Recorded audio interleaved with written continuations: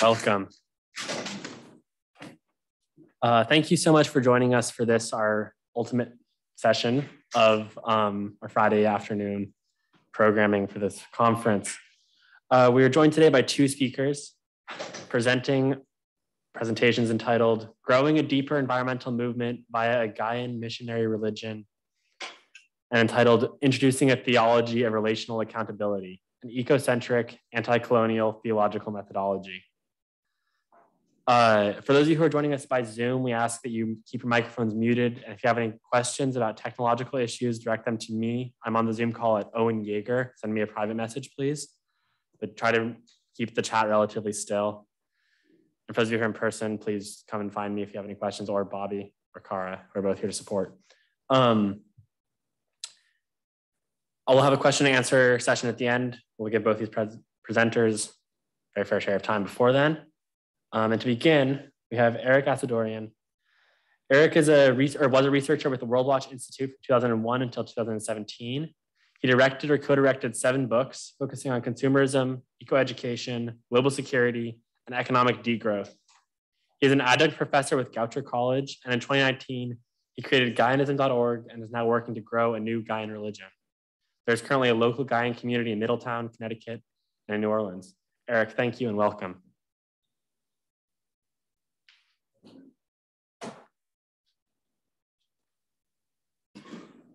Thank you for that introduction and for joining this evening. I'm not sure if you feel as tired as me. If you do, I wanted to start actually with a little bit of a meditation exercise. Meditation is a very important part of the Gaian practice. And so we're going to do just 2 quick exercises. First, take 3 deep breaths. Let's just get that in first.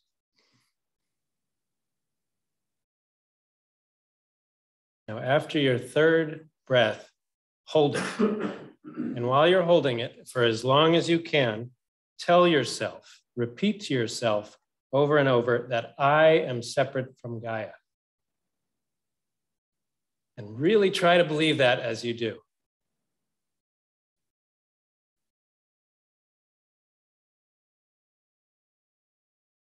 But as your need for air grows, as the panic increases from your lack of breath, recognize how false that is. You are not separate from Gaia. This evolved from some of our community conversations over the last few years and became a little meditative practice that we ground ourselves. And I want to do one more, and this is called 9 breaths with Gaia. And it can be very short, literally 9 breaths if you want, or it can be many minutes or half-hour type of meditation. But what we're going to do is we're going to start really focused on our breath and as it enters our body, and then keep zooming out to this room, to the campus, to the watershed, and so on. So take a deep breath and feel how these air molecules, more numerous than all the grains of sand on Earth, are filling your lungs, are entering your blood, are nourishing your body.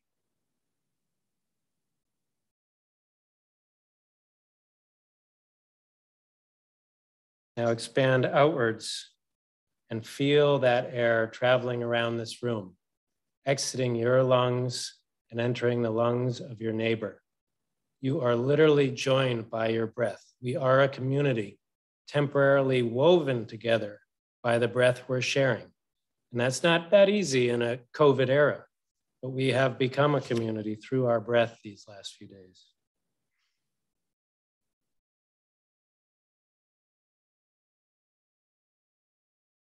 Now expand out again.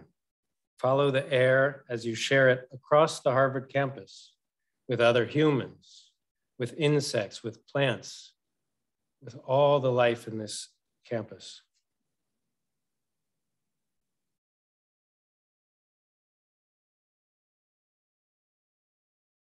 Expand out again to the entire metropolitan area of Boston. Your breath swirling around, being shared with 4.87 million other human beings and countless other lives.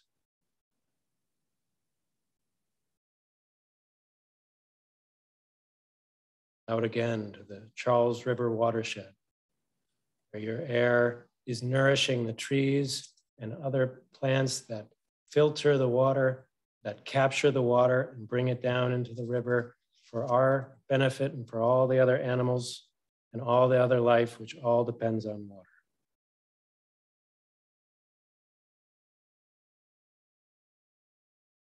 Now onto the eastern woodlands, the ecosystem that connects here with my own home of Connecticut and the whole eastern coast. Countless trees and lives.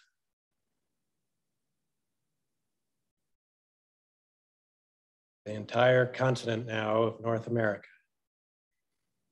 Not just the woodlands, but the plains, deserts, the mountains, the Pacific coastal forests, all the life held there.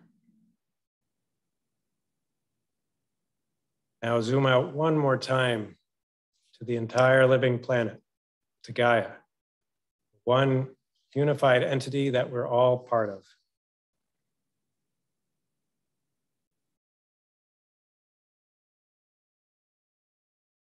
Now don't zoom out by space, but by time.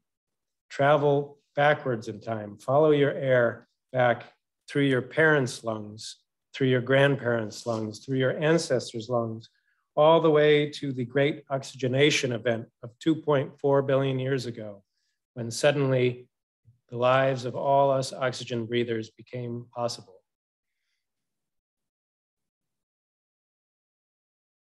Go into the other direction in time, into the future, where your children will breathe the same air that you're breathing today, and their children, and hopefully generation upon generation, not just of humans, but countless other species, including species that don't even exist yet. The cycle of life continues and continues. Now come back to the present, to this moment. If you like, open your eyes and join me again. Back to the conference, back to the overstimulated cerebral space that we're in.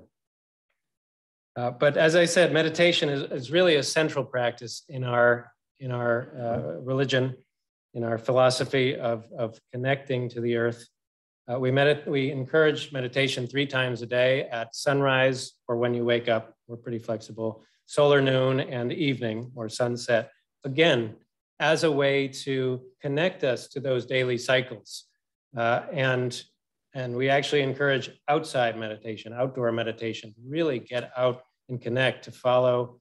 The last presenter in this room talked about a guy who wrote a book on examining one small area of the forest day in and day out for a year. Coming out to the same meditation spot day in and day out, it gives you an opportunity to really follow the year, a sit spot, if you will, to really connect with nature, to understand that we are part of Gaia and completely dependent on Gaia, and give gratitude for those connections. Now, I want to give just a little bit of a background on this. I still find it strange when I'm introduced to someone who's trying to start a religion. I mean, it starts as a philosophy, but a religion is a practicing philosophy that is followed by a community of adherents. So this is not really coming from me, but is being co-discovered. Many people who have come to the Gaian community tell me that they have been Gaians for decades or for years.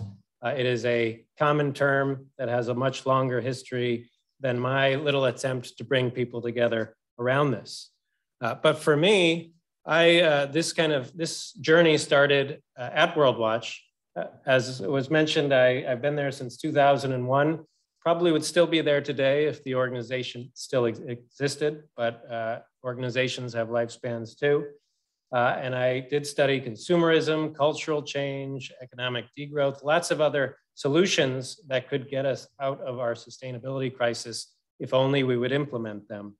But advocating for these types of ideas it has been going on for long before I was born. 1972, the Limits to Growth came out.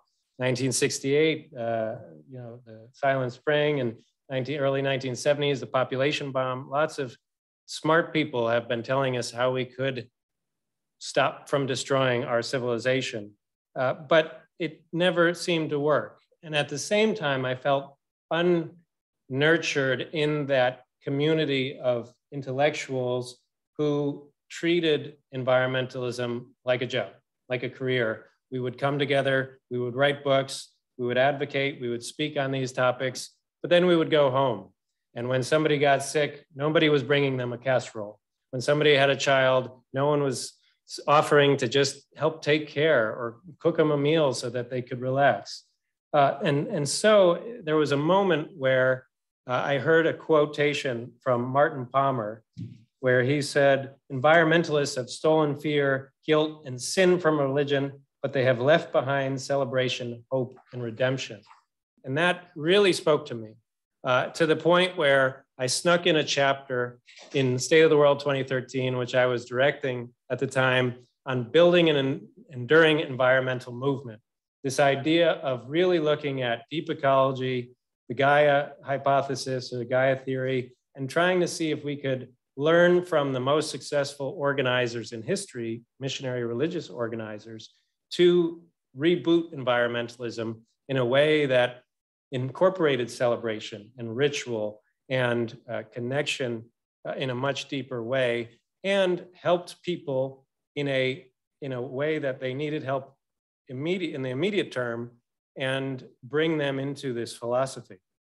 So it looked at some of the history of Christianity and Islam and Quakerism and Mormonism, and tried to kind of apply some of those lessons to environmentalism. And while that was kind of the goal, and I put that out there in 2013, it took another 6 years before I could actually really put that out there in a not academic way. I had embodied that academic world so long that it was very hard to say, hey, everybody, I'm a Gaian. Why don't you talk with me about that? But over time, I really started to just put that out there into the world, one essay at a time. That was the goal. I was inspired by this, his name is Peter Sawtell. He would write eco-justice notes week after week for, I think, something like 25 years before he retired. So an essay a week. And I said, okay, let me just write an essay a week on a Gaian theme. That started in June of 2019. So we're coming on 3 years, and see if anybody actually reaches out and says, hey, I'm a Gaian too, let's talk. And I admitted I was very surprised, but very happy that people did. And slowly over that time, a community started to form. That kind of started as individual interactions, mostly over Zoom, because not too long after all this started, of course, there was COVID. And it's quite a spread out community. Gaians don't typically, they're not all located in one town, unfortunately, or fortunately. But the idea is that we started with some essays, some conversations. By the fall, there was a newsletter, which I was spamming friends and environmentalisms with these essays and spreading the community that way. And by January of 2020, we started a monthly Zoom conversation. And of course, then COVID happened, and then we added more Zoom opportunities. And finally, slowly, it started to take root locally. You mentioned two of the local guilds, we call them Gaian guilds for shorthand, but there's now a third in Honolulu, and we're actually joining a training on growing different groups to facilitate, which is in June, through the Center for Environmental Spirituality. They're organizing a training which will help some of our Gaians to help create a local guild, I hope, as well. But I do want to point out at one point, and I think now is that point, is that the role of some of those local groups is in recognition that an underlying theme of this conference, although rarely spoken of out loud, is how far along in the environmental transition we are. Shorthand is often called collapse. This recognizing that since 1972, we've known what to do. We recognize the limits to growth, but we still are obsessed with economic growth, with population growth, with some countries still advocating for larger populations. So we're seeing Earth's systems unravel at an accelerated pace, whether we're talking fire and famine and flood, conflict, which will grow, especially as refugees shift from one country to another and countries radicalize. I mean, you can see it in some of the data, just the growth of our population. And this is an old graph, so we're at 8 billion. I think by next year, we'll hit the 8 billion mark. And we're seeing climate change at rates that have transcended millions of years. So I wanted to point out these trends, and also a point that Gaianism is not a millenarian religious movement. However, we do recognize the ecological shifts that we're going through are going to be world changing. And so the idea of trying to do this only virtually and not ground it in local communities is very naive at the least. One, because community is mostly physical. You can't bring a virtual casserole to somebody when they have a baby, and a gift card doesn't say the same thing as trying to take the child and read him or her a story while they take a nap. But also the idea that the internet and all the trappings of the consumer economy will stay undisrupted as systems break down is a leap at best. John Michael Greer writes at length in Dark Age America how fragile the internet is. So while it's wonderful now that we can be talking to people around the world, and same within the Gaian community, anything that's not built locally is not going to be resilient. So I think that, well, that's probably enough about that, although I did add the limits to growth. It is just fascinating how on the mark the data that they produced was, and the projections they were. The dark lines, not the dotted lines, are actually the trends as applied in real time over the years that since it's been written, and we're really following the worst case scenario curves, which suggests the worst case scenario: human die-offs, continuing pollution, and really scary future transitions. So, going in, I mean, I could tell you more on some of the different online stuff, but I do really want to focus on the local. As I mentioned, there are 3 guilds, and they're a challenge. Right? I mean, it's been fascinating even for me as I try to cultivate the virtual community, then trying to apply that at the local, where it's not people who understand what being a Gaian is. It's friends and community members come to a forest meditation, and what does that mean, and how does that translate into an actual working local Gaian community? And I've seen that with all 3 of our guilds. But there is a clear goal and understanding of what local Gaian communities should be, what their purpose is. And that's to cultivate Gaian spiritual practices.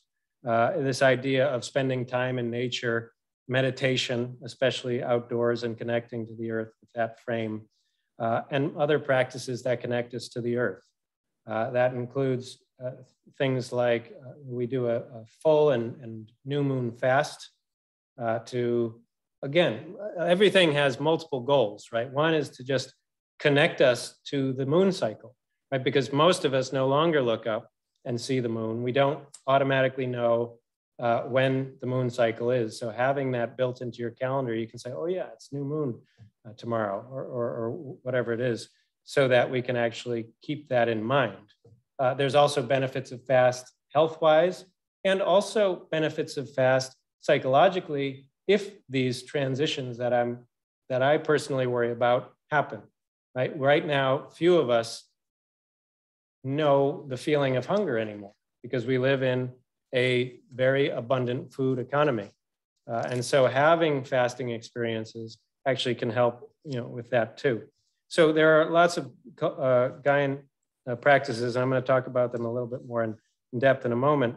But there's other goals too. To support community members' efforts to serve Gaia. There's trying to be creative and join the writing workshop today. And so we're pulling parables into the weekly reflections, even some koans, and one of them is two people walking in the woods, and one is the teacher and one is the student. And the student asks the teacher when he sees a hawk eating a mouse, what is our purpose? And the teacher says, to serve Gaia or die. Right? And it could be serve Gaia and die, because we all die. Right? We all return to Gaia. And to recognize that even death is the serving of Gaia.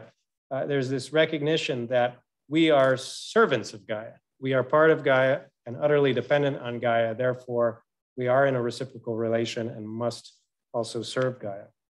So finding ways to support that in our community members. And up to this point, most have come in with their own activism, with their own permaculture practices and other ways that they are very much in relationship with the earth and trying to heal it or protect it in their way. The third is helping to raise children as Gaians. For me, I grew up a Christian, and Sunday school was incredibly important to my development and just the fun of it and the learning about Christian practices. And I daydream about a forest Sunday school every Sunday. The adults coming to the forest meditation and the kids going off and running around and playing. And that's happening a little bit in my community. My son joins a forest school twice a week, a secular one, and so he can take that and become a kind of informal Gaian forest school leader and peer leader with the other kids when other kids come. So, and then finally, the creating mutual aid circles. This is also very important. Recognizing that things are changing rapidly, and we are so individualistic in this culture that it's very hard to ask for help, whether that's a cup of sugar from the neighbor or more serious help. So finding ways to formalize that, just like in a church, to actually come and have those conversations with others in our physical communities, where helping is more easy to do. And then the most important and difficult is to help sow an earth-centric civilization out of the wreckage of our failing one. And I'll talk about that a little bit at the end. But I could talk about lots of different elements. I could talk about our cosmology or theory of suffering and rituals and practices, but I just wanted to talk a little bit about our Gaian practices and splitting them between the contemplative and active, the pedagogical, and the community building ones. As I mentioned, active practices, that can be activism, that can be gardening or farming. There's the contemplative. Again, the meditation is key. We've adopted meditation in part driven by ancient practices, but also just the huge amount of neuroscience and on the value of meditation. And then community building, like I mentioned, mutual aid, but also helping to mobilize both ourselves to do more to help others, to help the earth and others, but also helping others in order to draw them into the community, recognizing that the most powerful or the most long-lasting religions and ones that are most potent to change are going to be those that are proselytizing, adding people, missionizing. And finally, pedagogical, in part because I have to, even being a sustainability researcher for 17 years, I feel like I know almost nothing about the earth. right? And there's a great humility with saying that, and shame, honestly. It was in 2009 when I went to my first quote unquote primitive skills gathering, or kind of indigenous knowledge. There's lots of different names and they're all problematic, I would say, but Tom Brown Jr. kind of spreads these nature awareness skills. And he said, you'll never look at the earth again, or you'll never be able to walk again the same way through a forest after this week. And it was true, just understanding some of the plants, their purposes, making fire with my hands, which literally brought tears to my eyes because I brought this fire into life with just wood and cordage. It was a beautiful practice, and that is as much a real truth and information and knowledge and wisdom as the Gaia theory knowledge that James Lovelock has rediscovered, I should say. So recognizing that learning about Gaia is a way to connect as well. And that's why we have a book discussion every month, or conversation and book discussion that try to draw into that. I think that gets to those. And with the exception of, yes, one more point on the pedagogical is that there are also many basic knowledge and appropriate technologies that improve well-being while healing the earth that we've also lost. Midwifery is a wonderful example where the science shows very clearly that maternal and infant outcomes are so much better in midwifery delivered children than in hospital births, right? I mean, we have a 30% cesarean section rate in America, and part of that's because of scheduled overscheduling, because of lawsuits, all different reasons. And there's huge negative outcomes for that path. So finding ways that these appropriate, these ancient practices rekindle and grow, especially as things, again, there's a strong chance that things are going to fall apart. And so, lots of people won't even have access to hospitals. My wife is actually from Turkmenistan. She watched the Soviet Union fall apart, not even to talk about today's events, but her hospital system there eroded dramatically, where people today have to bring their own supplies to the hospital. They have to usually bribe doctors for better results. So in that type of scenario, we want to rekindle classic and important and ancient knowledge like midwifery, like basic knowledge like this, the SOTUS method. How many of you have heard of the SOTUS method in the room here? Okay, 2, good.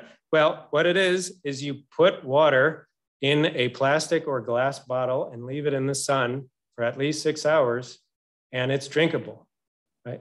Not the chemicals and that kind of thing, but it'll kill the bacteria, right? If we don't have access to fresh water, we do not have to get cholera. We do not need to get dysentery. We have enough plastic bottles circulating in the world and glass bottles in the world to probably be fine for a generation, even if the worst scenarios happen. So these kind of knowledge points are really valuable in rediscovering and passing around. Same with green burial as one last example, just recognizing that green burial has the potential not only to reduce the economic and ecological costs of the American consumerized burial system, which is highly ecologically intoxifying through the formaldehyde, through the expensive metal or fancy wood coffins and so on. But not only is this less ecologically and economically destructive, it's actually restorative, where lots of different natural burial grounds are being paid for. The expansion of woods and parklands are being paid for through green burials. So there's real opportunities to be transformative in how we do practices. And same with rituals. The Gaian community follows lots of different rituals, obviously birth and death and marriage and those kind of lifelong ones, the daily rituals of meditation, the monthly rituals of fasting, the wheel of the year, recognizing the solstice and equinox and so on, but also kind of Earth Day and Earth Overshoot Day and this kind of little made up one that we shared, the Do Nothing for the Climate Day. We picked the second Thursday of May, just recognizing that it's in between Earth Day and World Environment Day. So rather than doing activism on those 2 days, let's do nothing. Let's literally do nothing, not literally, but relax, read a book, take a walk in the woods, have a meal with family. And in that process, by doing less, by not going off and driving to a protest or to a vacation or something, but just relaxing around the home and around your community, you get to help heal yourself, because we are all struggling with eco-anxiety, with overwork and all these other issues, but also the planet. Sometimes doing nothing is more sustaining for the planet than doing something. So I think that's the main kind of crux of this. We are a very small community and hopefully growing. As you can see, we have a series of events regularly. Some are practiced on our own, like the New Moon Fast, which is tomorrow. But we have Gaian discussions and Gaian conversations, which are more free flow. For example, later in May, there's a Gaian conversation on parenting in all its forms: grandparenting, parenting, allo-parenting of nieces, nephews, friends, children, and so on. And so that is what we are trying to do, and recognize that this gives us the opportunity to better connect people to the mystery of the living earth, connect us with other earth-focused people, and hopefully increase the resolve and commitment to make the bold lifestyle changes that we all need to make as we pursue and hopefully aim for a sustainable future. And this is the last thing I would say is, after so many years of studying sustainability and recognizing what Joanna Macy calls active hope, although Camus actually called it something I like better, which is active fatalism, it might be too late, right? And there is a value in a community that can support you in coming to terms with that terminalness. We have one of our meditations that we've cultivated is a collapse meditation, literally visualizing living through a collapse. That sounds weird or scary maybe, but if it happens, you will feel more comfortable with it. It's visualizing with the understanding two things: one, empathy or compassion for those like in Ukraine or so many other places, Afghanistan, Sudan, Ethiopia, who are going through a collapse. And cultivating compassion for that, but also imagining it in your own life and what that means and how you would go about that. And it also draws attention to what really is important right now. Time with your children or grandchildren, and that can help a lot in just kind of reconnecting that. So finally, that's in the kind of short term and the medium term. We definitely have daydreams of where this goes over time, and I know I look at the Quakers as a beautiful model of active energy, even with a very small community, relatively speaking. They have been a voice of abolition, of nuclear disarmament, and I see Gaians following that same frame. They could be a leading voice in earth rights. Also in nuclear disarmament, which is becoming a serious issue right now. Nuclear guardianship, as Joanna Macy describes, recognizing that there will be these dangerous scars for millennia in different areas, and there needs to be somebody who knows that and can pass on that information, maybe through storytelling, maybe through writing or warnings. I don't know what our civilization or non-civilization will look like in 10,000 years, where we still have to be worried about that. So there's real opportunity to plant this essential knowledge now, to kind of imagine and advocate for these key pieces of the sustainability transition, like a circular economy, or more clearly, degrowth combined with a circular economy, which I called long ago the spiral economy, because you can't have a circular economy at this consumption level. So just really trying to bring those together.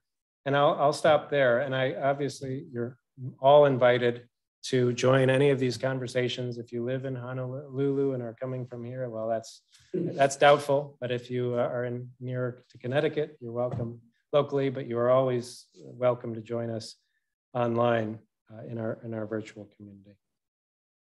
Thank you very much.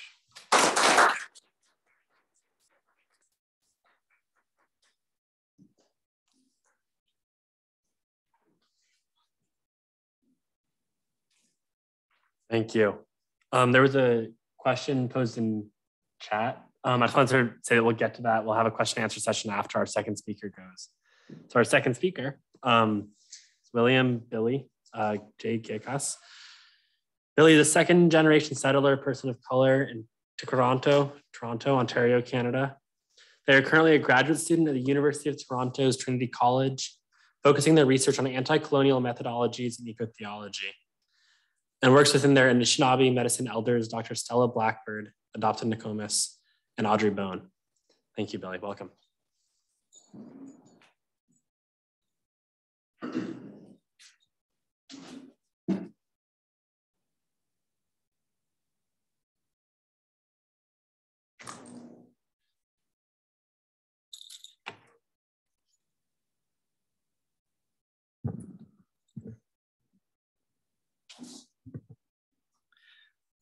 Berjoanin, Ginyu Danginang Aki, Billy Gekas, Bijun Indodem.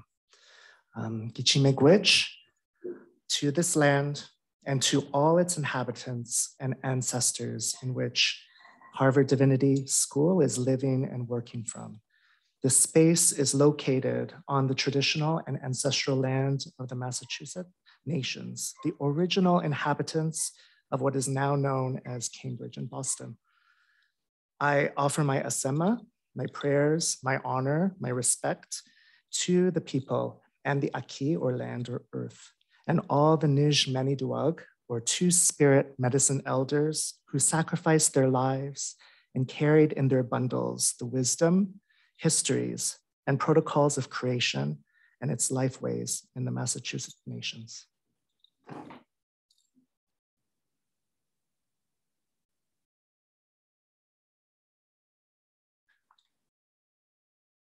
I want to begin by, with this photo, to talk about ceremony and to talk about a story about tobacco, or asema.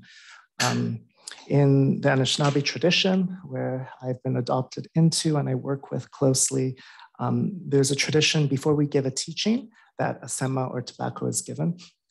Before you do anything, asema, tobacco, is given. And I wanted to let you know here, for our conference, I did go to one of the elder trees on campus to offer my asema and prayers of thanksgiving, respect, and also petition for the wisdom that everybody is sharing at this conference, and that we may be able to integrate that wisdom into formidable praxis in our embodied lives. Okay. In the Anishinaabe tradition, it's all about introductions because it's all about relationships. So I want to tell you a little bit about myself. I speak from a social location as a queer non-binary mixed race settler, originally from Toronto, or Toronto, Ontario, Canada, in adopted relations with my Anishinaabe family, committed to walk alongside them on the Red Road, speaking to settlers, and specifically to settler colonial theology in particular. My hope is that what is shared can contribute to unsettling the dominant colonial theological frameworks, worldviews, and practice beliefs that we all work from and or have been impacted and marginalized by, and promote ways of being that do the work to center justice and resilience for the earth, its non-human members who are our kin, and those who live closest to them, our indigenous siblings, and all other marginalized and oppressed community members by the hegemony of white supremacy, colonialism and imperialism, and extraction capitalism.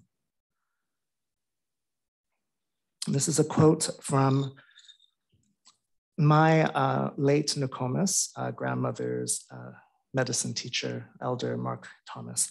Creator put us on this earth to look after whatever it is where we're living. G. D. Bendigaman, we say, to look after it, to be caretaker of that land, to communicate with those animals, those plants, those trees, so they can show us their wisdom and knowledge for the medicine of our people, for the health and well-being of our nation, the Anishinaabe people. The above words of the late Ojibwe Elder Mark Thompson of Zagig, translated as the mouth of the river, First Nations in Manitoba, Treaty 1, is an oral teaching traditionally passed down through the generations by Geti Anishinabeg, or the elders, and is shared among Canadian First Nations. It is a sacred teaching not only for the First Nations, but a teaching to be shared with all creation's members, and specifically with all humans who are considered the children of Nigiaki, or Mother Earth, or Gaia. Unfortunately, the above teaching, similar to wisdom offered by an ecologically conscious Christian tradition, continues to be challenged by the dominant settler colonial culture in North America. And very quickly, I'd like to just define what settler colonialism is by Richard Horvath's definition. And Richard Horvath says settler colonialism has three major elements. That's one, domination over territories and behaviors of other groups by the migration of permanent settlers. Two, exploitation of the dominant territories, natural and or human resources for extraction and profit. And three, an enforced culture change process involving destruction of indigenous lifeways. There's a great need to address both the oppressive experiences of First Nations communities and Aki, or the earth, through unsustainable environmental and cultural human practices. The oppression and violence experienced by the earth and its indigenous communities are interrelated because Anishinaabe lives, indigenous lives, identity, history, language, traditions, and ceremonies are intimately tied to the land, making the land's experience their direct experience. Anytime there's environmental disaster, the first humans to suffer are those in indigenous communities across the globe. There are broken relationships between humans, settler or non, and also with and among non-human earth community members. All members live alongside each other and within an interrelated ecosystem, and yet it is the ignorance, denial, apathy, and abusive natures of the dominant settler colonial culture that continues to acquire privilege and power at the expense of the earth and its indigenous nations. These relationships need to be reconciled, and a new way of being must be cultivated that is giving for all members of creation. This quote by Harsha Walia: rather than debating the dichotomy of victim or oppressor, we have focused on cultivating an ethic of responsibility based on understanding ourselves, non-Indigenous, as beneficiaries, intended or not, of an illegal appropriation of Indigenous peoples' resources and jurisdiction. Whether we define ourselves as migrants or settlers, it is undeniable that we are on lands unjustly seized and are complicit in a culture that sees Indians rather than settlement as the problem.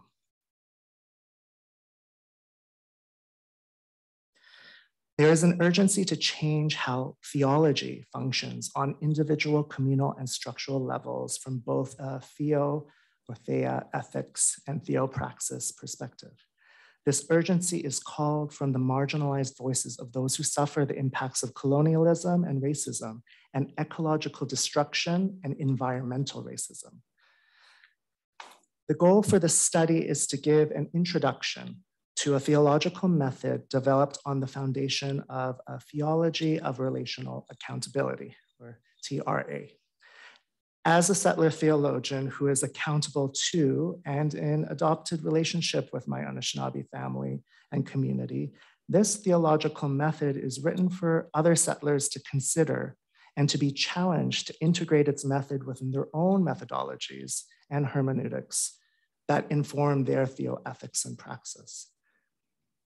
Because of the deep-rooted colonialism that has captured the consciousness and lives of dominant settler colonial culture, there's an urgency to make the concerns of both the Earth and First Nations primary because of the geocide and indigenocide that continues with dominant populations left ignorant or in denial to any of these realities.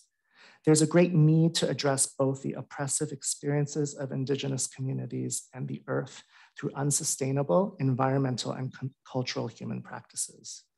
Humans are accountable to one another and to the Aki, or Earth, because they live upon it, which is literally the grounding for their context. Even with the United Nations Declaration on the Rights of Indigenous Peoples and the work of the Truth and Reconciliation Commission in Christian communities, there's still a huge void in the minds and hearts of settler Christians to pursue authentic and just relationships with their cohabiting Indigenous neighbors, as well as Earth's life systems. A primary reason for the lack of implementing the TRC calls to action and the United Nations Declaration on the Rights of Indigenous Peoples and theological work in particular is that in turn it would impact ecclesial and cultural norms within Christianity. Not everybody wants that. It is because the normative theological methods that frame these theological relations work from a colonial paradigm, which is not compatible and are oppressive to Indigenous worldviews and teachings. So Christianity and the colonialism that has shaped its theology is relationally accountable to the harm it has inflicted upon the Earth and its Indigenous peoples. Because of the contextual needs of our time regarding decolonization and navigating environmental destruction, a theology of relational accountability that focuses on an eco-centric and anti-colonial method is needing to be considered for implementation in all theoethical disciplines. And I use the term anti-colonial rather than decolonial as a settler. But as a settler, we can help support decolonial initiatives and praxis for our Indigenous people. So that's the differentiation between the usage of the two terms, decolonial and anti-colonial, by Randy Woodley, who I'll talk about in a moment. Okay. To take up this urgent call for settler Christians to reconcile their relationship with creation and Indigenous communities, what is needed is a theoethic that begins to cultivate and center both this eco-centric and anti-colonial method that will frame the contextual theological work and praxis it implements. In order for theology to center the interrelated concerns of the Earth and its Indigenous peoples, implementing a TRA is essential in one's theological method. This theological method centers justice for the most systematically marginalized members of the Earth and its First Nations, and challenges normative, dominant settler theology to integrate an eco-centric and anti-colonial theological method. A TRA must begin with a method that implements contextual and intersectional theologies, which creates space, specifically liminal space, within one's theological framework to recognize the importance of having to cultivate a relationship by spending the time and energy to do the work in learning and application. This TRA must embody eco-centric and anti-colonial methodologies, which teach that all things are interrelated, and each member of this relationship is always accountable to one another. Everyone is always relationally accountable to their contextual relationships, if they are aware of it or not, or even in denial. The TRA methodology has the ability to provide any theological discipline to begin discourse on theology and justice because of its primary focus on a global-wide scope of oppressed Earth members and its indigenous peoples. All right, so this study begins to introduce its theological method through the usage of, and I've listed some of them here in this study, contextual theology. So there's a great scholar named Angie Pierce, intersectional social theory, as well as intersectional theology. And three of my favorites that I've incorporated are Vivian May, Patricia Hill Collins, and Grace Jisung Kim. Specifically Anishinaabe epistemology from Leanne Betasamukse Simpson and Darcy Ruolt, who's also Lynx Clan, which I'm part of. He wrote epistemology called Anishinaabe Mino Bimatsawin, which translates as the way of a good life, which is very similar to this concept of love and how do we live a good life? Well, it's about loving our neighbor as we love Creator. Decolonial and anti-colonial research methods, and in particular, I focused on Sean Wilson, which I'll introduce to you in a moment, and their relational research method, and indigenous theology of Randy Woodley. Randy, I'll show you a picture of their book. A new book just came out 2 weeks ago entitled Indigenous Theology in the Western Worldview. And you'll be able to take note of that new book that I've incorporated in my work.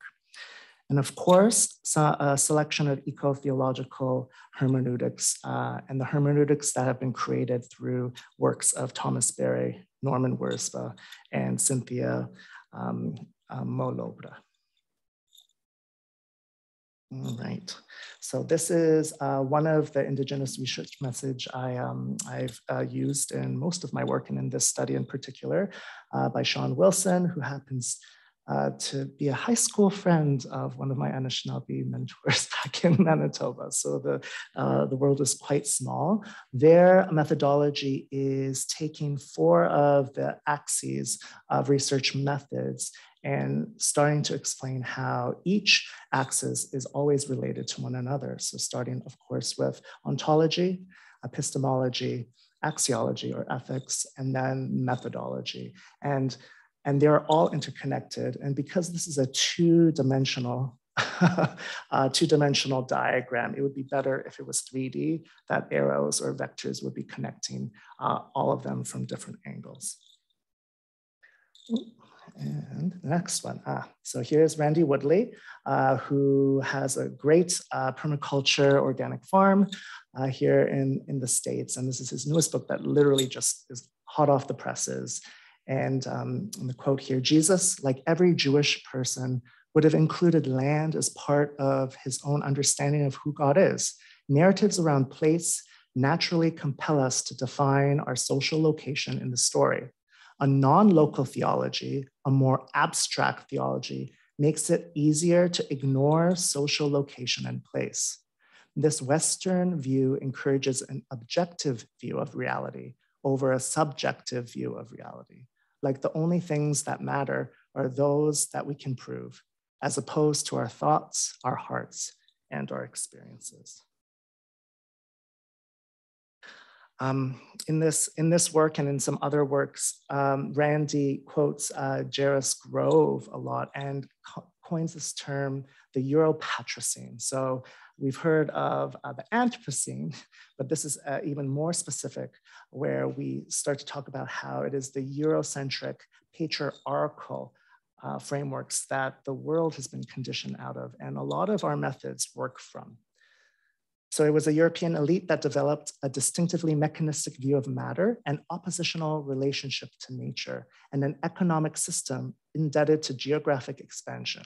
The resulting political orders measured success by how much wealth it could be generated in the exploitation of peoples and resources.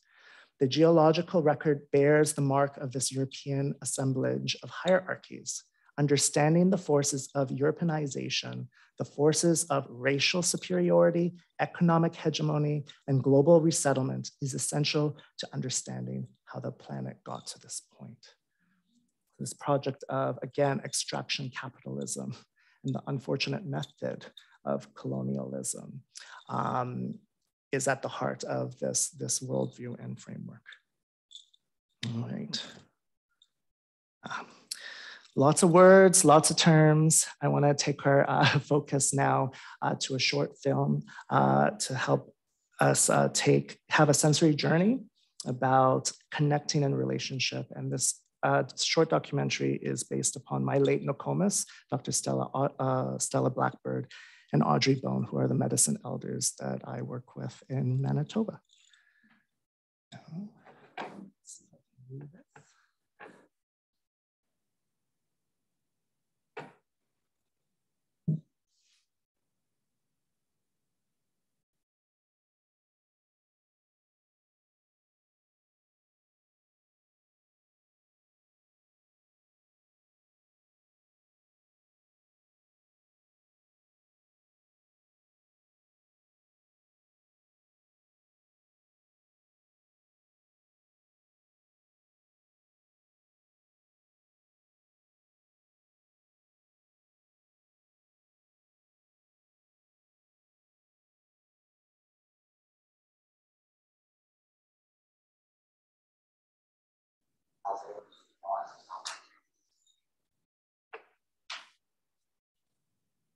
Like the audio isn't working for the Zoom.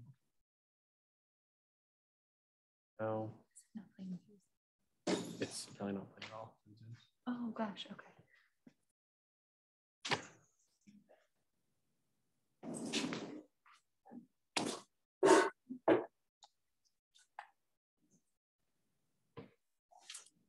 All right, just bear with us for one moment while we get the audio working for the Zoom.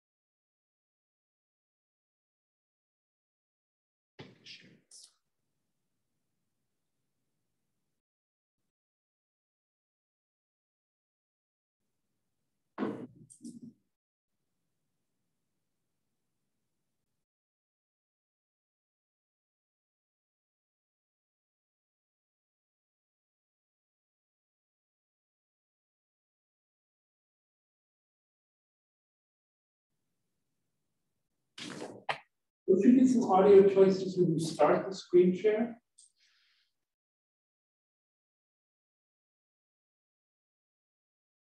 And if worst comes to worst, a mic being held to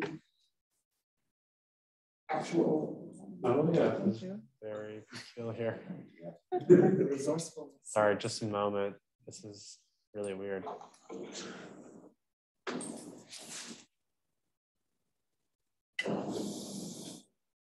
Minimize it. Try minimizing it and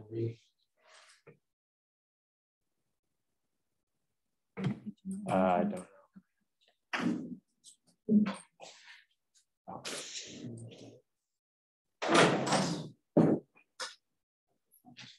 Yeah, the problem is right now we can't access actually anything. While you're doing, Super sorry. no, it's okay. Sorry, for those of you who are on Zoom, we can't see you anymore.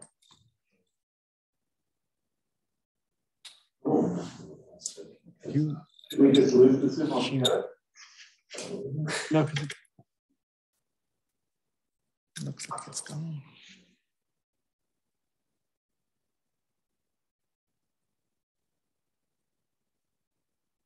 I'm still logged in.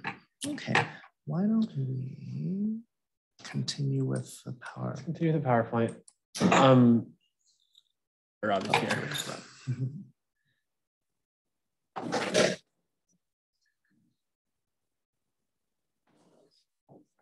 So we can't find the Zoom window again.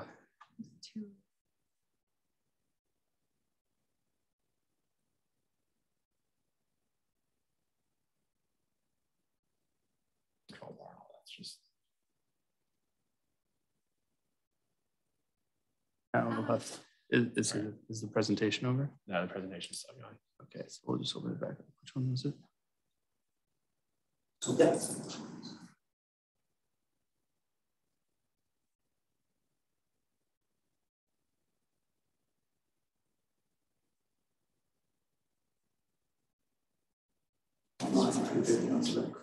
Yeah.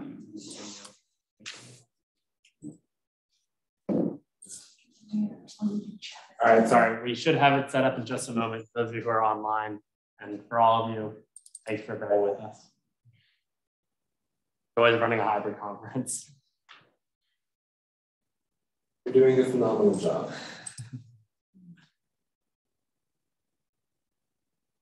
Let's just look it up on Vimeo.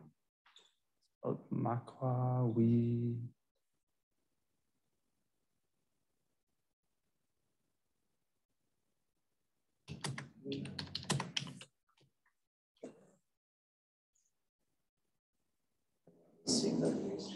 On James Blake.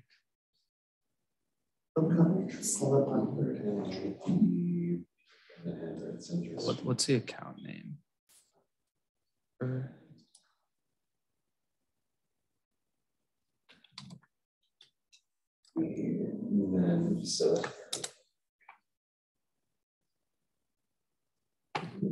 Okay.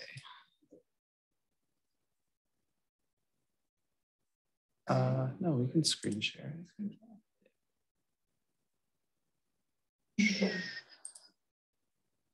Okay. We're about ready. We are.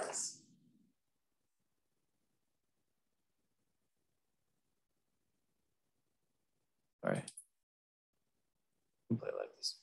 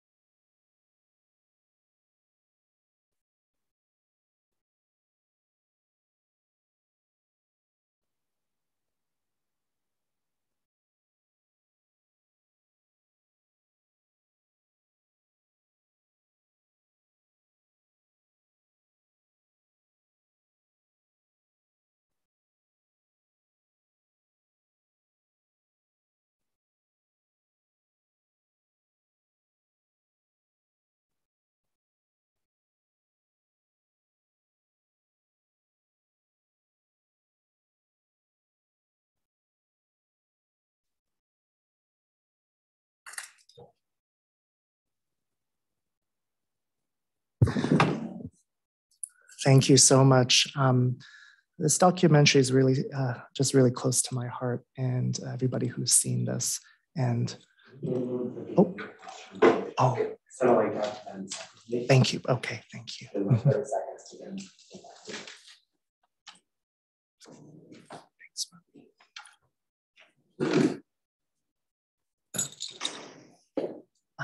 Great. We're all good. You all can hear me? Okay. This video is very close to my heart, and a lot of the community at Ecological in the Riding Mountain National Park, of course, because of the late Dr. Stella Blackbird. How I met them, and I'll be very quick, just because of time, I want us to have some Q&A time, is both Stella and Audrey came to Toronto, and they offered a training in Indigenous herbal medicine. And a lot of us were drawn to them, and I went up to them and I asked, how do I honor you? I'm a settler, I work in the church. Look, what is the best way for me to act? I wanted guidance from them particularly. And they're like, you know what, come to us and be with us. So it took me a year to find them because, it's not like they advertise on the website or anything. And I journeyed out there, and that was about 8 years ago. And in being in relationship, where trust can be built, where somebody like myself can actually commit to the work that needs to be done, that's at the heart, or at least the first stage of reconciliation, right? Only if you're invited. That's the other thing.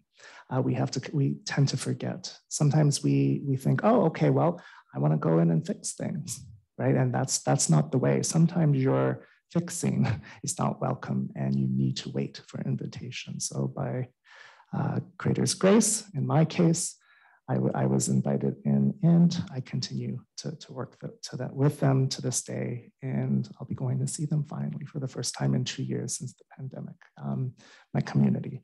And Warren, my Nokomis, which I haven't had a chance to because she died during the pandemic.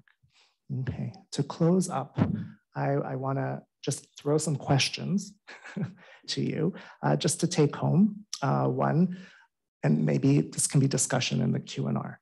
What are some potential arguments for not wanting to consider a method like this?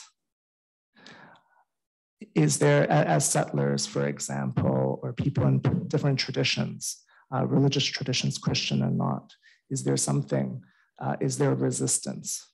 And my question to you is to ask yourself, where is that resistance coming from?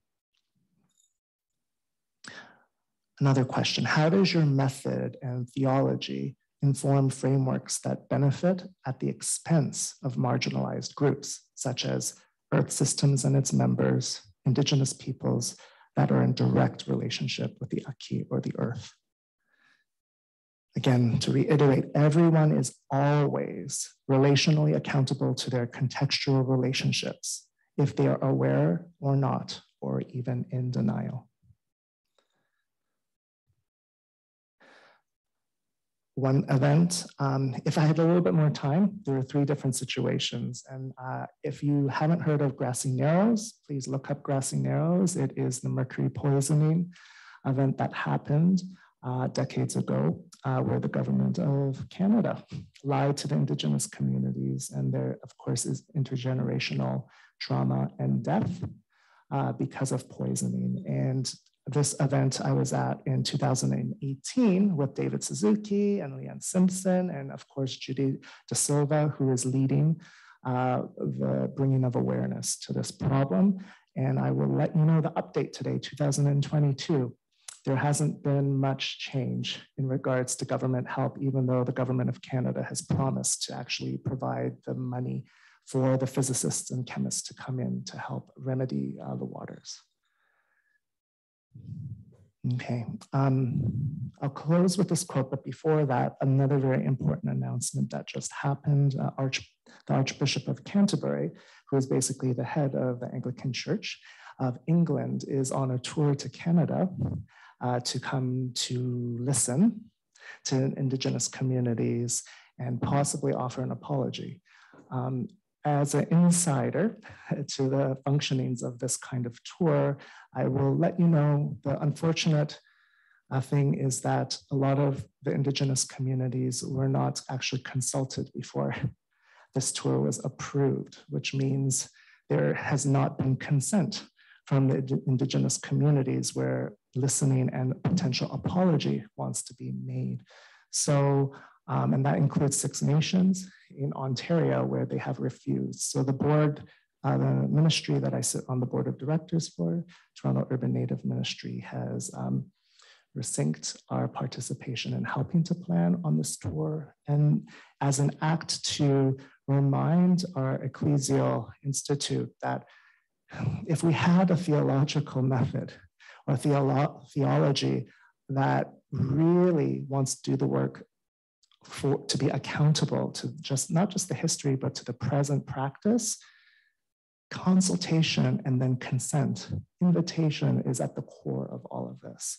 And without that, more trauma will happen again and again for more generations. So this is another reason why a technical field as method, right, is actually at the foundation of a person's practicing their belief system. So this is my nerdy methodologist mind encouraging all of us to be like, okay, where are the frameworks? What's the method that I am working from that informs my life and practice?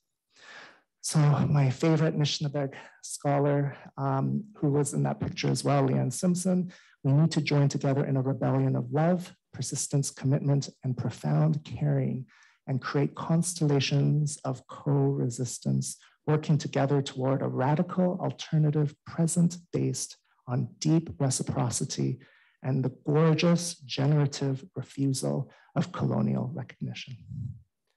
We lift up in liberation. Zemak, a prayer. Right away, we must do this. Amen. Gichimigwech for Harvard, for Dan, for Natalia, your team, for this land, for allowing me to share and all of us to share. And thanks to my partner, Oris, helping beautify this presentation with all the design. Megwich.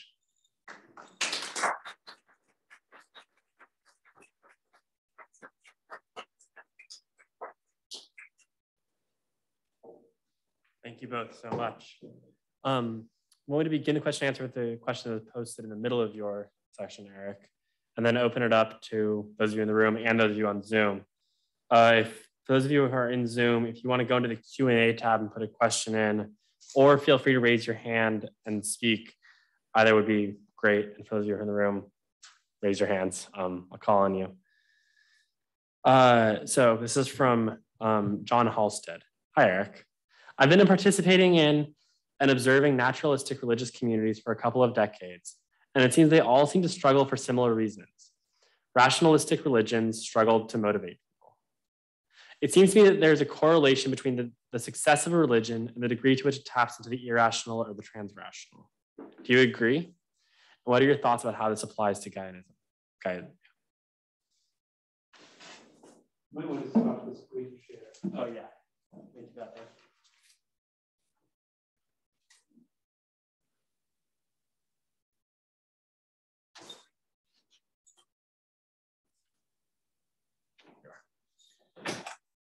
Thanks, John, and a great presentation that you made earlier today as well. For me, I feel like Gaianism, you drew the 3 circles on the screen, gods, magic, and earth. I feel like, for me personally, Gaianism drops 2 of those and really just zooms in on that one earth circle. That doesn't mean the magical or the enchantment has to go away. I feel like some of that comes naturally, embedding ourselves in nature, in the meditation process. But I do recognize my own limitation or perspective. Being a sustainability researcher has really emphasized the rational. And I'm hopeful or naive that there is a place for a rational-ish religion in the world. Although I know you've written much about you-ism and the weaknesses there, overly rational. But I do feel that Earth is so magical in its natural beauty and the fact that it is a living entity. Many people say we're on Earth, but we are in Earth. And that is so mystical in its own sense that I think that for me is enough. And perhaps in a decade or 100 years, this will evolve and there will be layers upon layers, or maybe a branching sect of Gaian mystics, who knows? But right now, for me, just understanding Gaia and connecting with it in its infinite forms is kind of the enchanting element for me.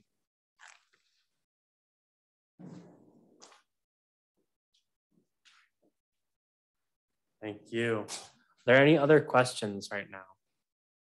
Yeah, Giannis.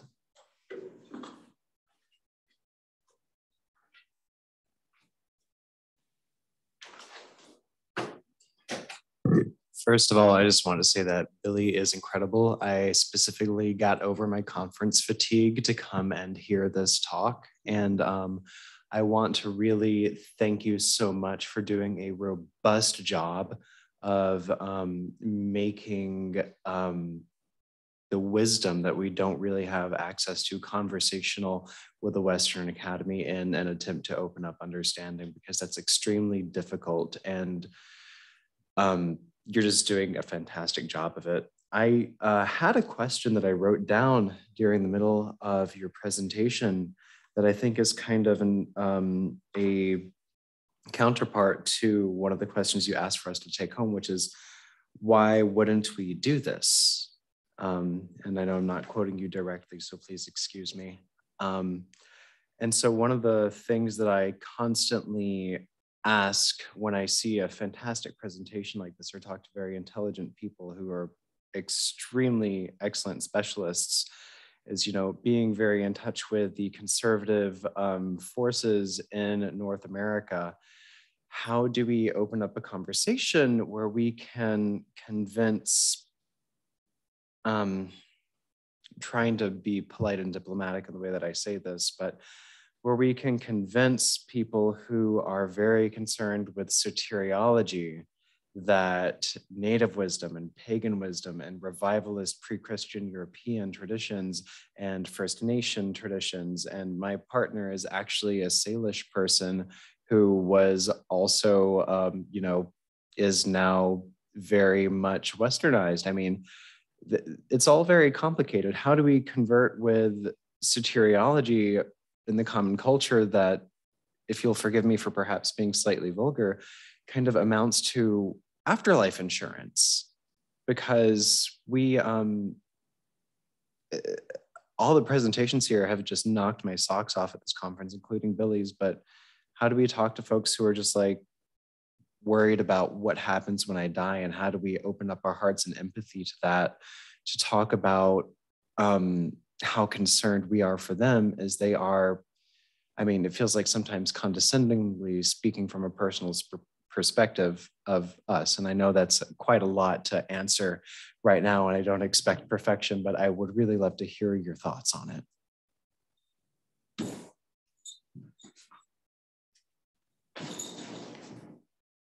Thank you, Miigwech, for that question, and your Thanksgiving for reception. Okay, my answer, short answer first, is the Sunday school answer.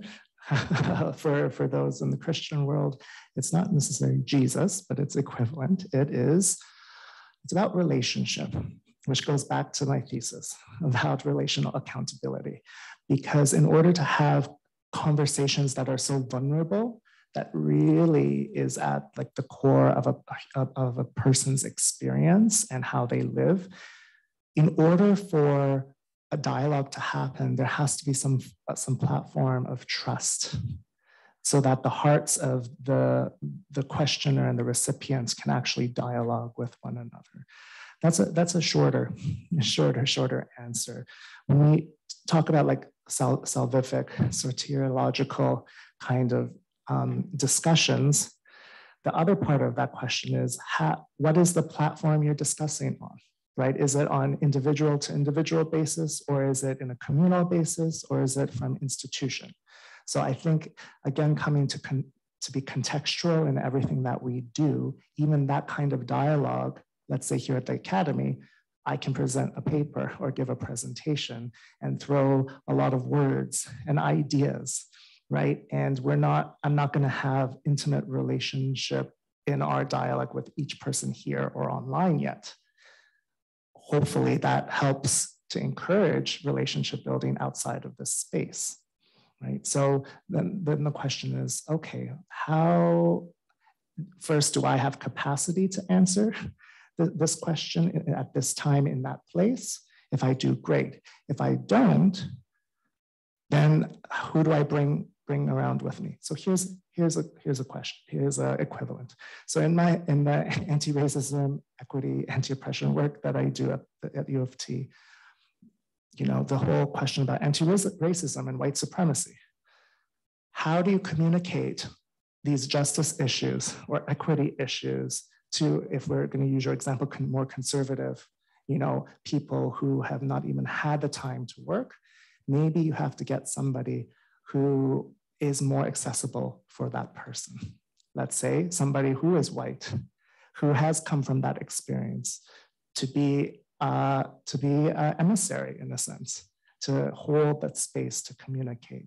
For me, my theological work, I'm like, well, if I'm a settler, then I am responsible for doing as much work as I possibly can to embody some sort of work to build relationships. So that's why I went out. That's why I spent the time and energy.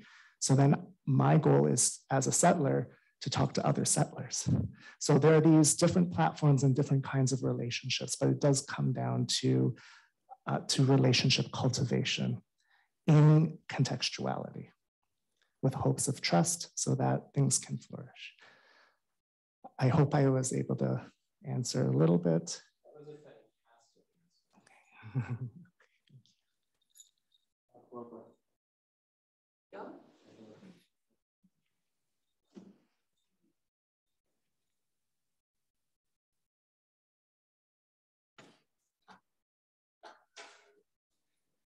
Oh, I just want to echo what I've been hearing, the beauty of what you presented. And it's also just the quality of your being as you have been sharing it. And I want to ask a kind of stupid question, I guess, in a way. It's like so basic, it's kind of, but I feel after hearing and feeling so much over the last few days, when you say doing the work, I'm wondering if you would just sort of break that out a little bit.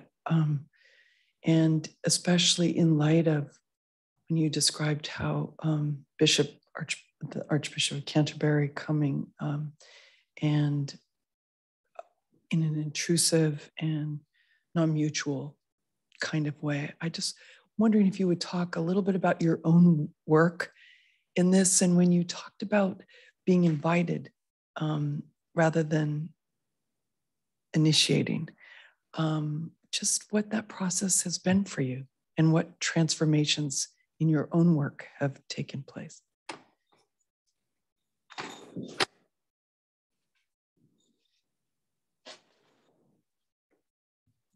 Thank you for such important and empathic, feeling-oriented, embodied question. I'll start by this. There's a lot of information at this conference, right? So when it comes to digesting and assimilating what we're learning, the first thing we need to do is actually self-care. So that self-care is going to look different for every person. So my encouragement is if you don't have one, ask yourself, what kind of cultivation practice do I have? If that's just sitting in just silence, right? Or if it's a whole list of different cultivation practices. And if you have questions, I can always answer those for you, but self-care first. This idea of my journey, I was waiting a long time, most of my life, for invitation to learn about my indigenous siblings on Turtle Island. And I don't know if that was my upbringing where, for me, I'm half Korean, maybe it's my mom's, influence of, waiting to be invited, right? And not imposing yourself. Which was very counter to the evangelical Christian bring up of this idea of, Messiah complex coming in to save the day. We got to fix things, which is the MO of our culture that we're working out of.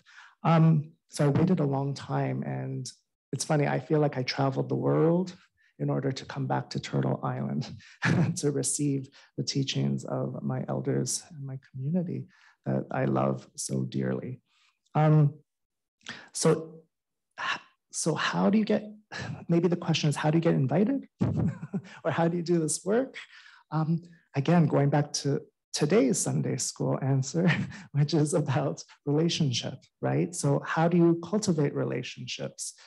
To do that, that's the work, right? The work is to cultivate the relationship with others by making yourself available, going to spaces that are open first, that are publicly open. There are a lot of public opportunities, indigenous communities open for everybody to come join in ceremony and celebration, and to commit to keep going, but to keep going so that in authenticity, because not only out of duty, but out of love. Like you want to have friends, right?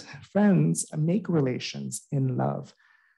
There's no formula except for how do you create space to have relationships cultivate so that trust can be built and then co-creation can manifest. I think maybe I covered some of it. And if I didn't, we can talk more after, but hopefully that was helpful. Anyone else? Yeah, please.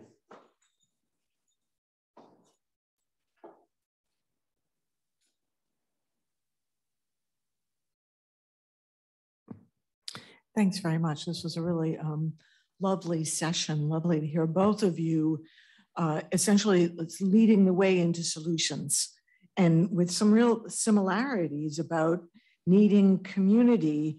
One of you having a method to find and connect with existing community and relationships, and the other, as I see it, finding a way out of no way, starting with a very intellectual background and piece of committed, heartfelt work, and then creating your own healing path. One of the things I'd like to ask you to think with us about is partly where we began this conference. Braun Taylor brought up the question of paganism.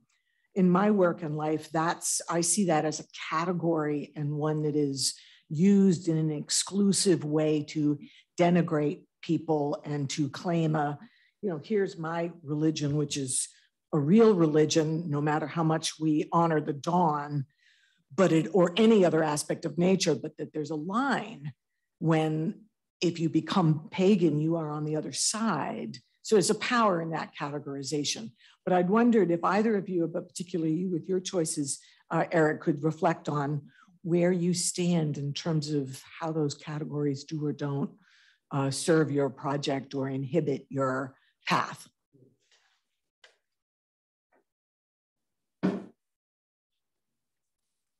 That's a great question and an ongoing question.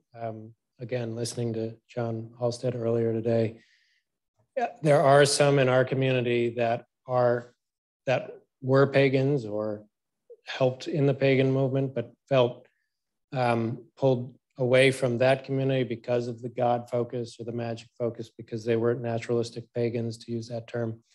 I wasn't exposed to that. I grew up Christian, and that was I didn't have the negative feelings toward paganism. It just wasn't really an influence at the time. But for me, what was an influence was deep ecology. And I got frustrated with that when, Arnon argues that we should all have our own ecosophy.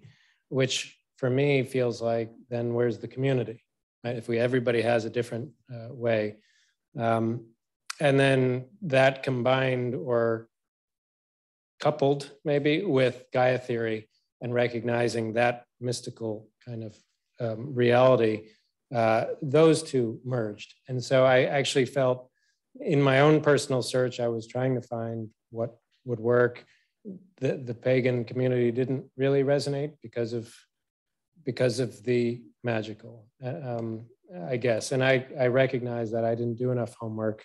And in fact, even now, I continue to find very sister organizations like I'm a Green Spirit in England, which kind of evolved in the 90s. And if I had found it through a better internet search, I might have just joined them, although it's only in England, right? But because they're doing very similar things, and they have local groups. And so there are real kind of, the more I'm in this space, the more I'm discovering how many people are seeking out similar paths. And that's exciting to me. But I don't have a satisfactory answer to, I'm not pagan averse. I self-identify as a pagan. I'm somewhere working in parallel, I guess. And I don't mean to, it's just, this has kind of evolved beyond me now, and that's kind of where it's gone. Yeah.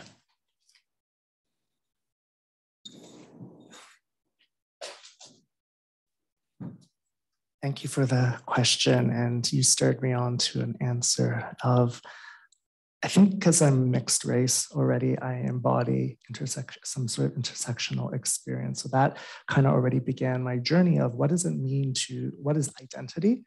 But then also, what does it mean not to co-opt things as well?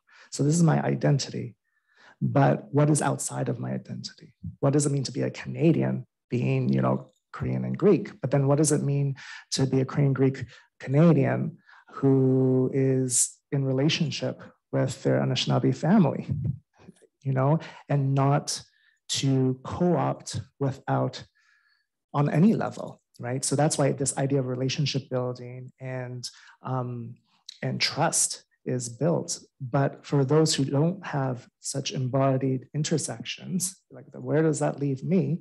It leaves you with who you are. So this idea of self-journeying, self-identity, and learning what it means to walk alongside all of your siblings in this life, right? Rather than trying to adopt, culturally appropriate, take things for profit or any form of benefit, if that be fiscal, emotional, or even spiritual. That is the journey, right? And that's, I think, what we're called to do, at least the settler community is called to do when it comes to creating spaces, using our power and privileges so that Indigenous people can have space for resilience and resurgence, and for us not to get in the way. Literally, we have to clean up the mess, and then step back and support and hold. And let them lead. Let them lead. How do we walk alongside each other together as we are invited to?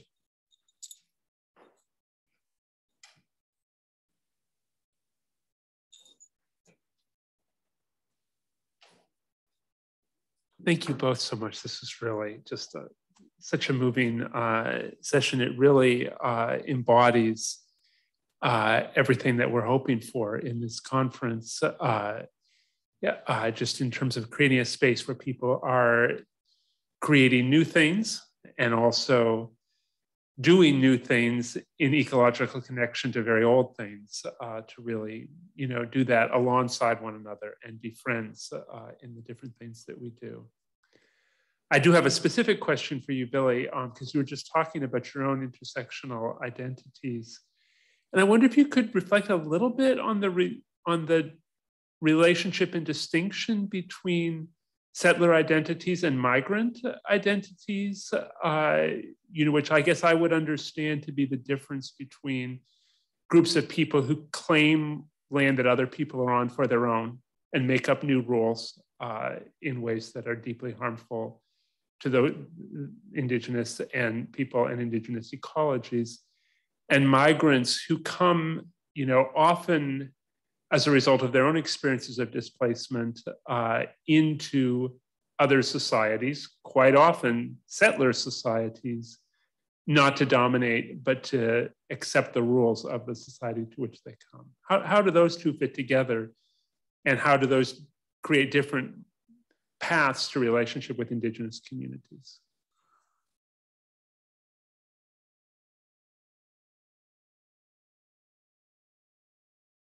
Thank you, Dan, for bringing that question into the space, because this is such an important question that is being talked about more, and which is why when we have those who are immigrating and traveling, and probably because of being displaced, where's their place and their relationship with indigenous peoples of whatever land that they are migrating, living, and working out of? It's hard for those who are migrating from a different culture into a settler culture to adopt certain rules and frameworks imposed on them. They're in a tough spot because they carry their stories and their traumas from being displaced from a different land, looking for a better life. But the gift in that is this displacement is that when they are able to enter those open spaces that indigenous communities from whatever land they are living and working out of are invited to, they share a common, one kind of common experience that is being displaced, being traumatized, right? And unfortunately, it's a relationship, or at least a meaning place, where there can be empathy when stories are shared, and which is why narrative work, narrative theology, right, is such medicine in a methodology, because we need to hear the stories in order to know who we are. So for those who are migrating, they carry in their bundles so much stories. They embody the traumas, and when meeting and intersecting whoever indigenous nations are in the land that they live, may that create softness and empathy in their hearts and bodies to actually nurture a relationship between those two different people groups. Yeah, and for the States, for Canada, for Europe, there's immigration, and then we see all this pushback against immigration in different contexts. Like these are great harms, right? Whereas, what does it mean to be hospitable? Part of hospitality, what you do in hospitality is you eat together and you share each other's lives through story. And that's how relationships are built. And depending on what the stories that are shared, hopefully that their further relationships can be cultivated in that. But those who do embody more intersections, yeah, there's more work. It is a little bit more complicated. Or I'll take that back, not complicated, and more dynamic, the work, which speaks to how I think we need to continue to push back and deconstruct binary, dualistic worldviews and frameworks. Nothing is black and white, nothing's yes or no. Everything is contextual. And like I said, part of the methodology is what does it mean to live in this liminal, in between, ever-changing space. And we see from creation in the different ecological spaces in creation that most of life actually is co-created in these in-between liminal spaces. And let creation teach us, and as well as those who live closest to creation, let us learn from them to see what does it mean to be in this liminal space, which is so medicinal. Yeah, okay, thanks.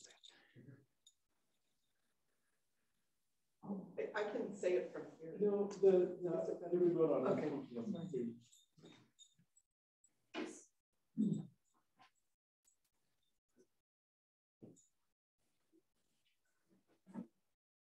Thank you.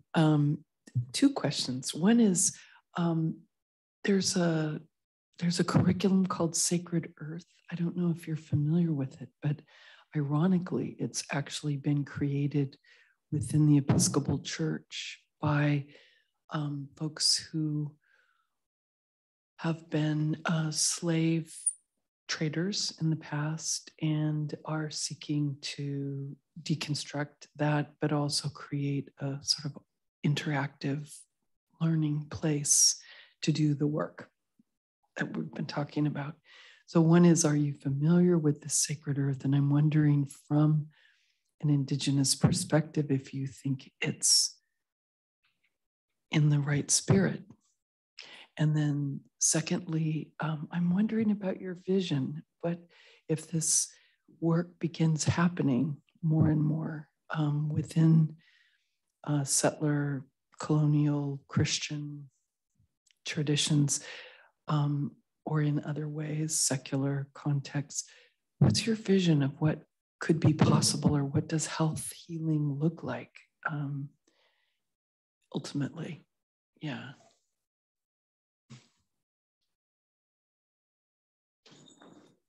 Such great questions. And I wonder if Erik wants to jump in at the end too, because it's community oriented.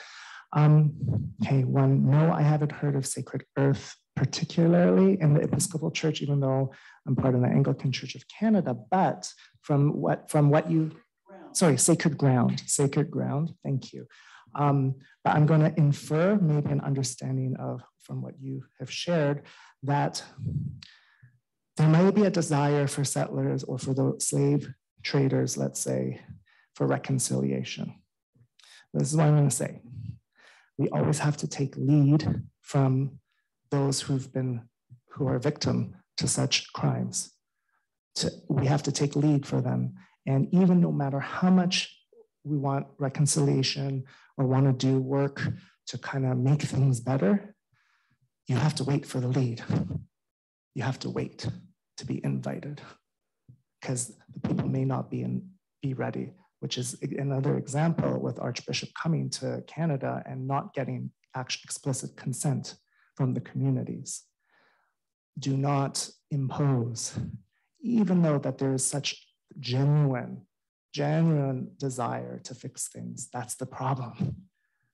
You're not supposed to fix everything, because you're also working from a framework where that you already have, you don't even know where to begin. You need to be led.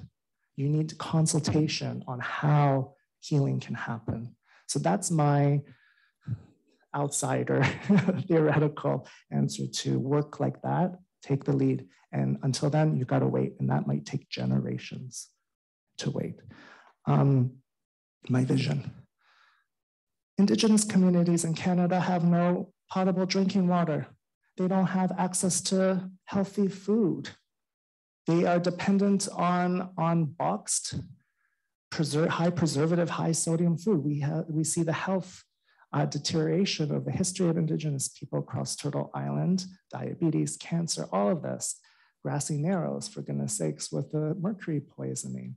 My vision is bare minimum. What do we do as privileged, powerful settler communities and a nation to actually advocate and do the work to create the infrastructures to provide, not us providing and giving resources, no, fixing up the messes that we made so that creation and the earth and the ecosystems can heal and that Indigenous communities can actually heal. So not us doing anything, but again, cleaning up the space. But how do we do that? We need to take lead from them. Have that desire, and you sit waiting and praying and offering tobacco and doing your ceremonies, asking for grace for the opportunity to be able to have guidance to do the work. Wait, wait, wait. You said it. You said it.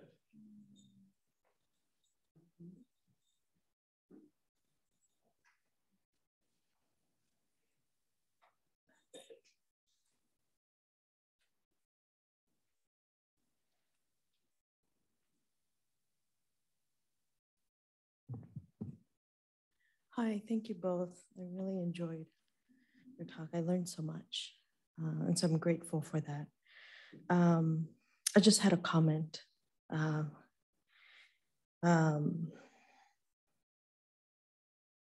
Feel my heart beating fast because I think about the condition of my community.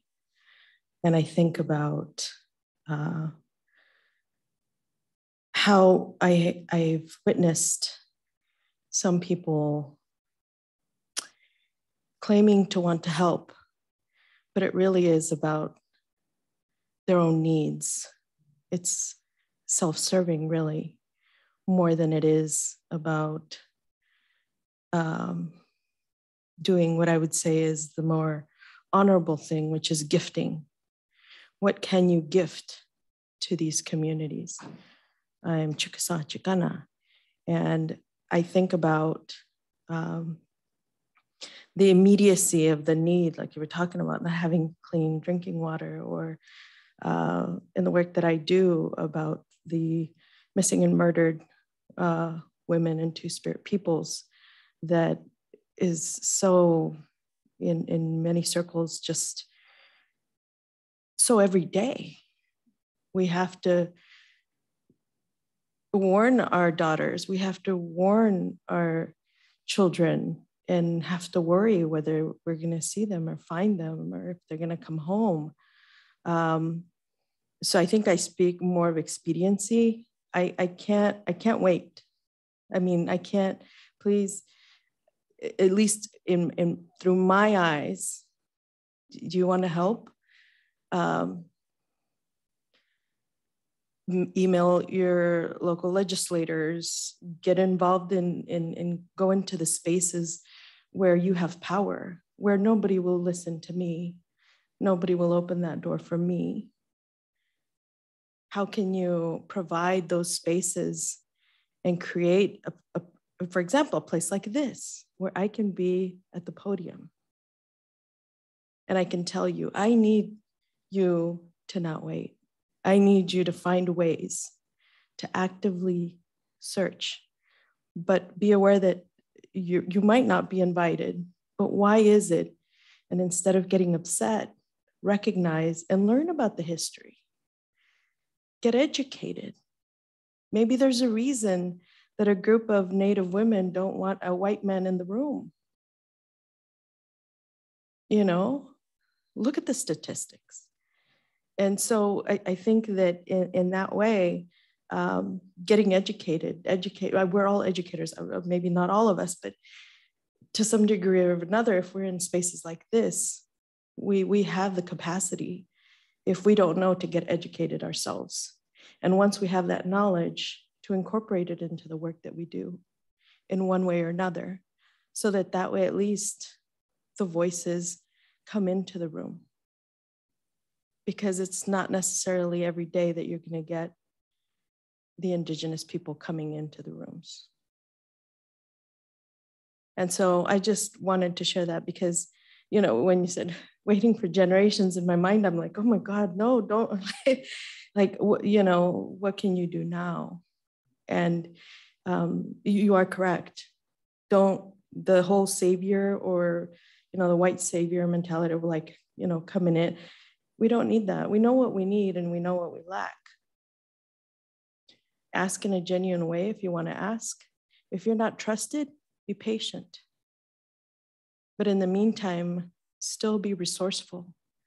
Still, you know, gain that trust that maybe you didn't break that trust, but there is so many generations of mistrust because of broken promises and broken treaties that you can't blame us for not trusting and not being safe, not feeling safe, not bringing in our sacred knowledges. You know, I brought my skirt yesterday and I shared it with them. I brought my skirt. Maybe I didn't contextualize it, but what that meant was I brought my medicine. I brought what was sacred to me because I felt the safeness, the genuineness, the kindness, the compassion that is not everywhere. And you cannot be vulnerable in spaces all the time, because it requires vulnerability to be able to share our ways, because it's always been attacked, always been stolen. You know, we've been exterminated because of it. We're at the point of that. So in order to share, it has to be a space that's inclusive. Anyway, I just wanted to share that because I just, in my mind, I'm like, okay, don't wait. Anyway, thank you.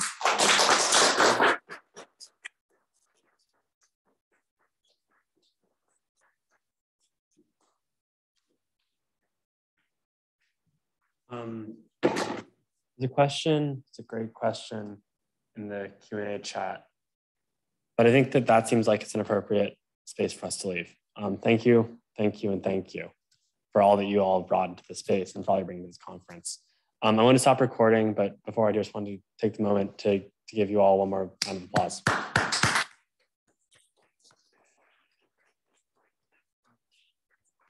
This is the evening's last conference. We'll pick up again tomorrow at 9:30, Dan? Is that correct? At 9. Okay, cool. Yeah, pick up tomorrow at 9 o'clock Eastern. Those of you who are in the room, we're looking forward to seeing you in person then. Those of you who are on Zoom, looking forward to seeing you digitally then.